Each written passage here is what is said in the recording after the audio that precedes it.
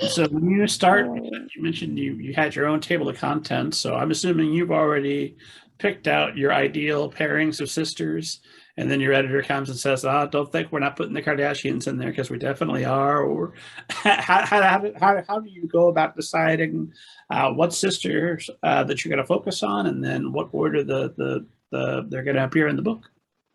Yeah, yeah. So I did like exactly. I did a lot of research at first, like just finding sisters I thought were interesting to put in the book, and I compiled a list. But then working with the editor, it was really important for both of us to make sure the list is inclusive and diverse. So like not just have, um, white sisters in there or only American sisters in there or like, a certain type of profession kind of sisters in there. I really wanted to have like a broad range of different kinds of sisters, and make sure, yeah, that it's inclusive. And then like for example, at like the last possible minute to edit, like it was right before the elections of 2020, and I said, like, how cool would it be to include Kamala Harris and her sister Maya in the book? And so that was like a very, very final edit. We were able to squeeze them in. So they made it, for example. So it was like the table of contents was a dynamic for sure. But we did, and so even after I wrote most of the entries, we were still like making some tweaks to that and like making like final entries at the last minute. And then were there sisters that ended up on the cutting room floor? Yes, they were definitely sisters that were edited out. Yes. And that there was, for example, there were a pair of sisters of Confederate spies that were cut off. They had a very interesting story, but we decided that they're not going to make the cut. There was another pair of sisters that the sensitivity reader had caught something in their background that was like they were like from the 1920s, and it seemed a little bit, they were involved in some sort of like racist comment thing.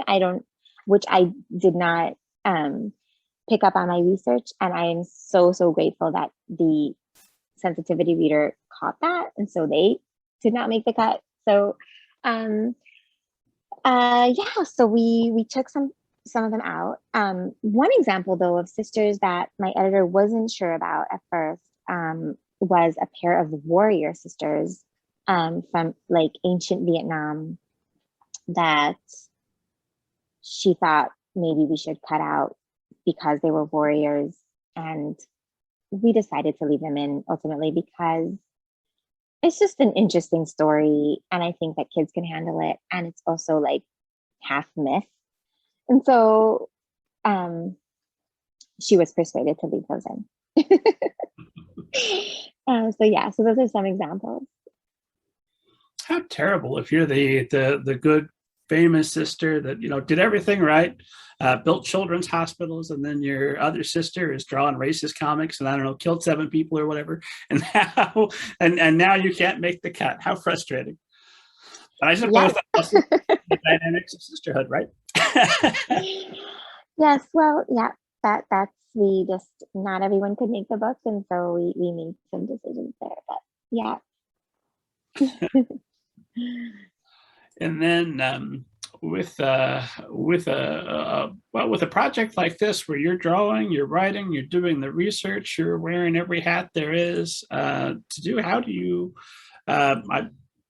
approach a sister pair, and where do you start? Do you start, I assume, with research? Do you do some illustration? When do you start drawing versus when you're writing? Are you doing it all simultaneously, or how's that work?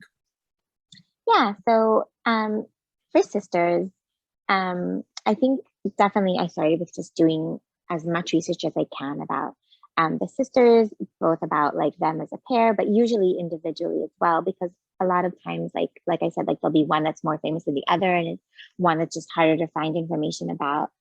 So yeah, like just read everything I can, look at a lot of their images, and then just start writing out sort of like a joint biography about them. So sort of synthesize everything together, and then it was helpful for me to sort of write something out first and then illustrate it, because sometimes after writing up the story, I would get an idea for what I want the illustration to be, right? So once I get like more knowledge and information and like a juicy detail, also I'm like, oh, that would work perfect for the illustration, you know? So or the mood or the tone or like the relationship to inform like what I want the illustrated piece to look like. So yeah, so I kind of wrote up a first draft and then also made sketches, and those all went to the publisher. And then we had several rounds of revisions where I would get edits both for the text and then sometimes like, you know, comments on the sketches. And then I created the final illustrations. I have, if you'll see in the book, though, there's also like every sister pair has both like a full color illustration, but then also like little spots inside. And so I worked on all of those and then just had some like text revisions. And then the cover comes at the end. So after like all the inside is basically done, that goes to like proofreading and the designer, and then I worked on the cover. So yeah, that's the process. When you're doing a little bit of everything like that, do you ever feel like you're done with the project, or just they tell you, no, it's time, you have to stop. We have to publish this now? That's such a good question. You know, looking almost every time I look at like one of my previous books, I'm like, oh, I should have done this. I should have changed this. This could be better. I almost never think like that something's finished. Luckily, there are deadlines, because otherwise I would just be working on things forever and ever. And so it's good that the publisher is like, nope, it's done. It's ready to go. So that's helpful, because at some point, you know, you got to say like it's finished. Maybe it's not perfect, but it's finished. Yeah, there's always more tweaks that can be made for sure. One trick I found, because you know, if I pick up an older book, then I'm like, oh my god, let me change this real quick. let me just change. I can make it a little bit better. Give me a moment. As I just think, no, that's not my book. That's me from the past book. I remember who I was on the date that was published, and that he wrote that book. And now the new and improved me is here, and he wouldn't write that book, but he's writing this one. And that way, or I'm very impressed. Me from the past did that. I'll never be as good as he was. Somewhere in between helps out, I think, a little bit. Yeah, absolutely. I try to give myself some grace and say, you know what, I've learned since I've improved in this and this. And also, like you said, sort of like respect that work for what it is. Like say, you know what, I put a lot of effort into it. Other people did too.